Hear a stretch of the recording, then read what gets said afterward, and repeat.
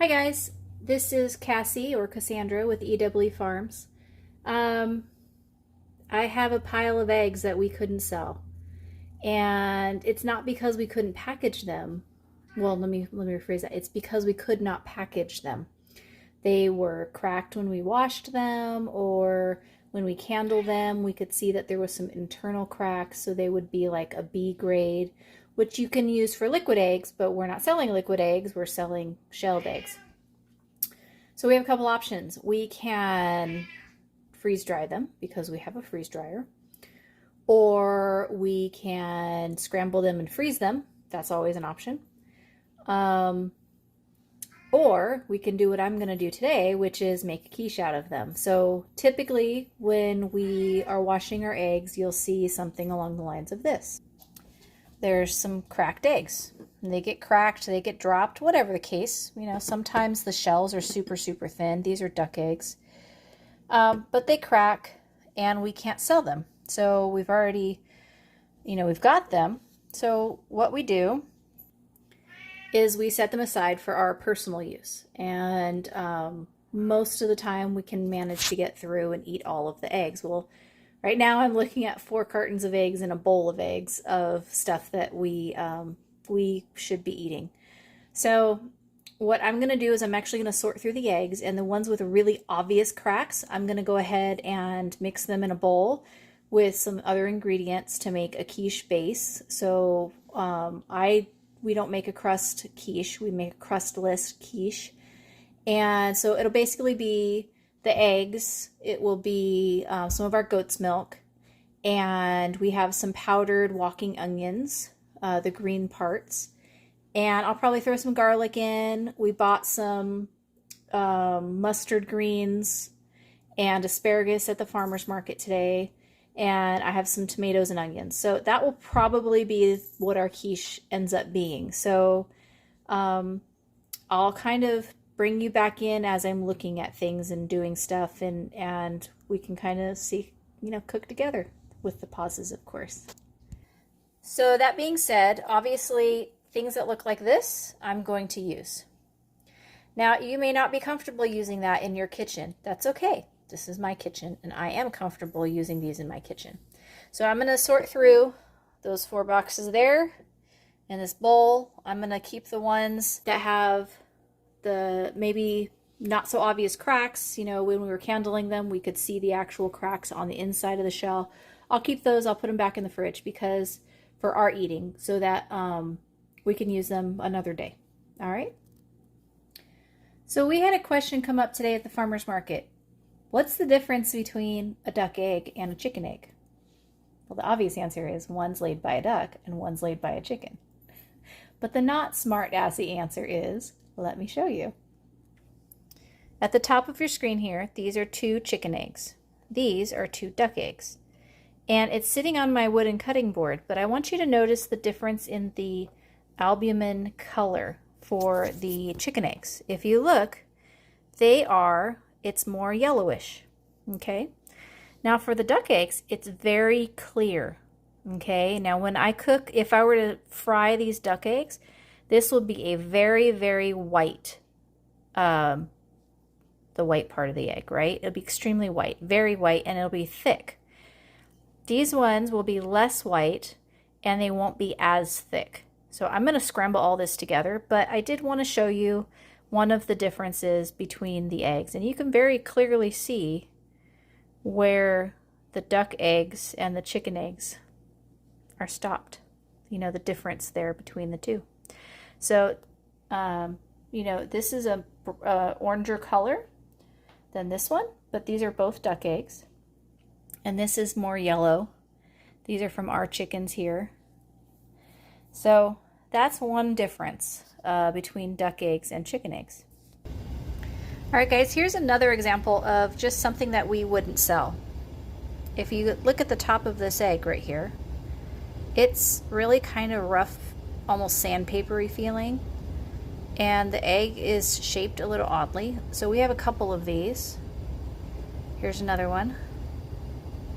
And what this is just the chicken learning how, her body learning how to lay eggs. So sometimes you'll get really tiny eggs at first. Sometimes you'll get chickens who have really rough points, and it's just the calcium not depositing very well in her egg laying tract.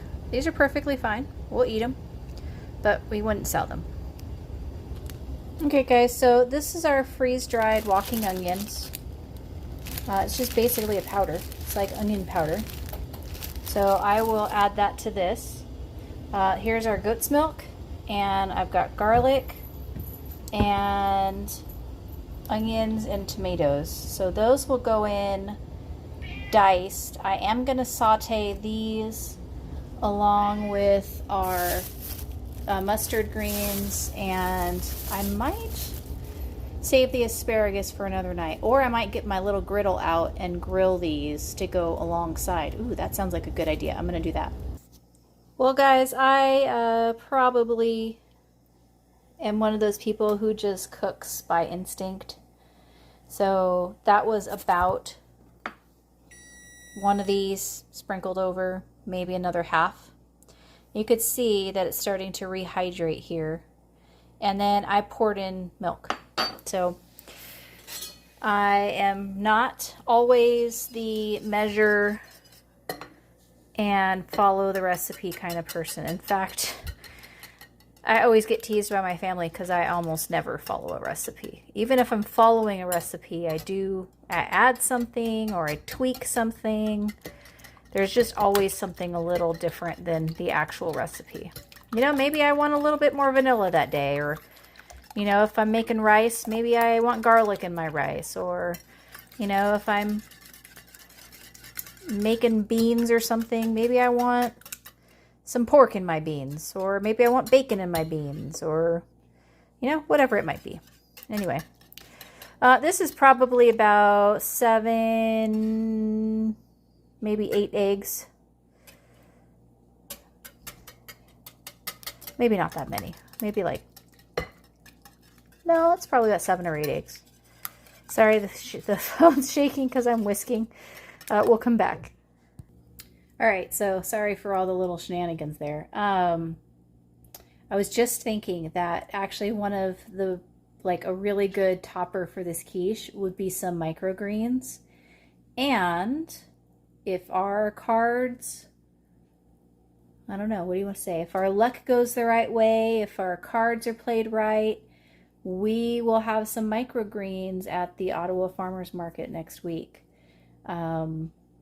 We're talking with some people who are currently growing some, and we're getting permission to do a co-table with their microgreens and our chicken and our eggs. Anyway, so I was just thinking, man, that would like really, like on the top of the quiche, like once it's done, like sprinkle on some like radish greens, which would be like a little bit spicy, or the daikon radish ones literally tasted like daikon radish. I was like shocked. And daikon radish isn't spicy. I would say if anything, it kind of almost tastes like a water chestnut. It's distinctive, but it's a good flavor. Anyway, I'm going to continue on making my quiche. I've got the mixture ready. That's this here. I'm going to go ahead and let the powdered egg, or the powdered onion, continue to rehydrate. So I'm going to set this aside. I'm going to slice up my onion here. I'm going to add my garlic. I'm going to saute that in some tallow that we made I don't know, a couple weeks ago. Nope, a couple months ago. This was made in November 2023. This is a cayenne pepper tallow. And all I did was add cayenne peppers to the fat as it was cooling. And there's not a lot of flavor in it. So I think what I would do next time if I want my tallow to be flavored with a cayenne pepper is to actually simmer the cayenne pepper in the tallow as it's when it's hot. Like let it simmer for a little while to infuse the flavor of the cayenne pepper into the tallow. But it still does have a really good flavor. So I'm gonna fry up some onion, dice up some tomato, add my garlic in this tallow, and go from there. All right guys, so we're back, and I have changed my mind about what's going on. At EWE Farms.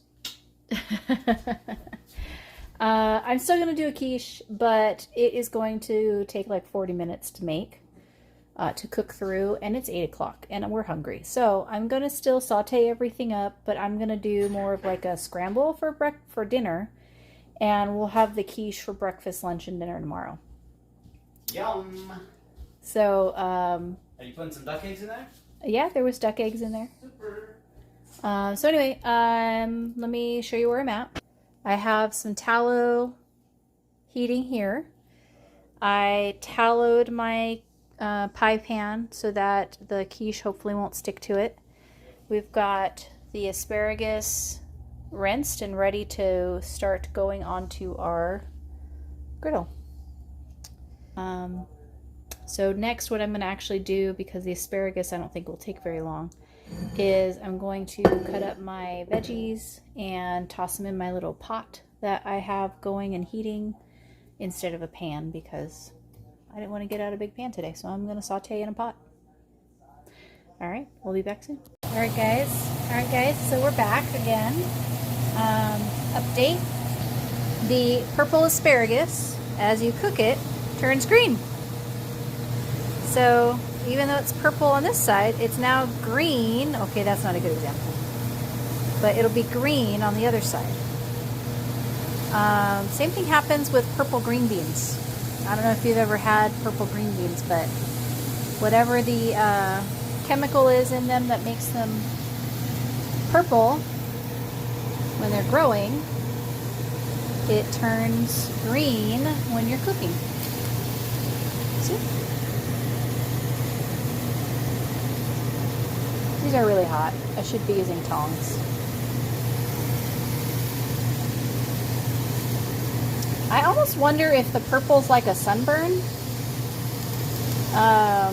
on the plant.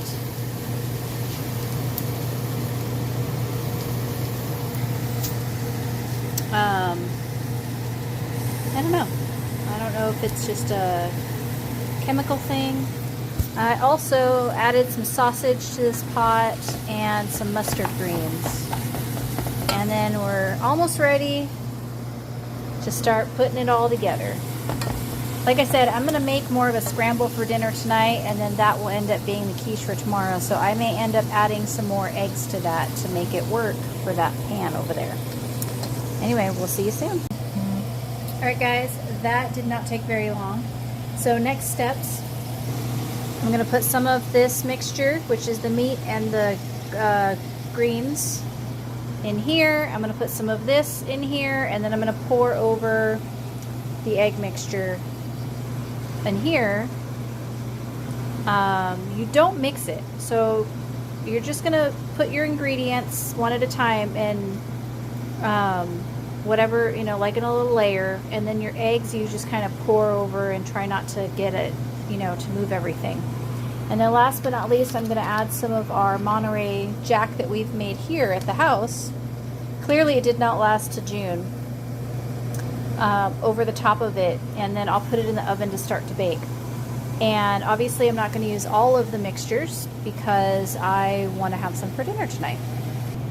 So there's the meat. Like I said, you just kind of put a layer. Alright. And then we'll sprinkle in some of the onions and tomato mixture here. And I'll kind of mix that up a little bit. That was onions, tomatoes, and garlic. And then I'm going to stir up my egg mixture here. Now remember, this was eggs, goat's milk, and then our freeze-dried walking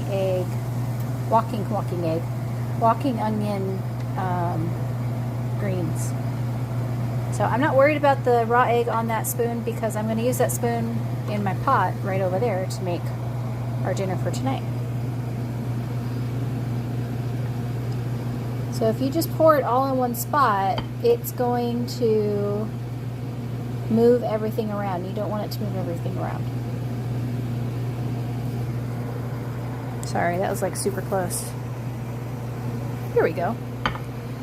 All right, so I don't know. That's probably about 3 or 4 eggs there that I'll keep for our dinner tonight. And then our asparagus is looking like it might almost be done. So I'm gonna put this in the oven, 350 for about 40-45 minutes. I will add the cheese next before I put it in the oven. All right, so there it goes. This already has salt and pepper in it. Probably wouldn't hurt to put a little more pepper. Goes in the oven 350 until probably about 30-35 minutes. I'll check it, and then when it's done, since it has duck eggs in it, it won't have much jiggle, so you really have to like just watch it and be careful. Alright guys, so I basically just added everything back to my pan, put some cheese on top. I have it on between 4, 5, and 6 on the knob here. And like I said, I'll just keep an eye on it. Because it's in a pan, it's going to cook faster. I may even scramble it. So we'll just kind of see how it goes. Hey babe, what you gnawing on there? Asparagus. Mm-hmm. From the farmer's market. Mm-hmm. I'll try and link the, or at least name the farmer who grew this. It's good stuff. No butter, just a grill. No salt or pepper or anything added to it. Yep, dry grilled it. Tender. Yummy. Yeah, I didn't even have to break the bottoms. Like I started to break the bottoms like you normally do, where you like snap them. Yeah. There's no woodiness to that at all. No, normally asparagus, yeah, you have to break the bottom off because it's woody. These is not. Very tender. And usually when I cook asparagus, I have a lot of butter in the pan, but these are a little sweet. They're really good. Mm-hmm. Nice job. All right, well, this is the rest of our dinner. Support your local farmers. Mm-hmm. Oh, that's good. Yeah, right. I'm getting to the top where it's a little crispy from the grill. It tastes... Yeah. Good This stuff. part of it, the flour part of it. That's really good. All right, so back to this. It's a little hard to see because it's dark. I ended up adding rice to it so that we could bulk this up a little bit. But breakfast sausage, spicy breakfast sausage, some greens, tomatoes, onions, a little bit of garlic in there, and our duck and chicken eggs. And that's going to be dinner, served with the asparagus. And I'm going to put some butter on the asparagus. Not because it really needs it, but just because I like butter. Anyway, so just a quick recap. The eggs are from our farm or other local farms where we buy their eggs, their extra eggs. The asparagus is from the Ottawa Farmers Market. Yeah, yummy. One of the vendors down the stall from us has it, and like we were saying, it's really good, tender, crispy. The greens I also got from them, and they're decent. But we are using store-bought butter. We are Goat using butter is not very good, unfortunately. No. If anybody has any tips, we'll take them, but it's just so bland. Yeah. Even adding salt to it, it's just like meh. It could just be that our It's meh. Anyway, That's my joke. we're gonna have dinner. I hope you have a great night. Bye-bye. All right, last thing. Here it is plated. Last one. No, there's one more thing after this. Okay, well, hold on one second. It's to There eat we it. go. There we go. Are you scared of my concoction? No, not at all. It is you're a straight shooter when it comes to cooking. Wait, are we there or there? Yeah, sometimes I just throw things together and they The don't always work. feeling is too much. He is too much right now. It It's doesn't always work. dinner time, that's why. Yes, Yay. but most of the time it does. Anyway, have a good night, everyone.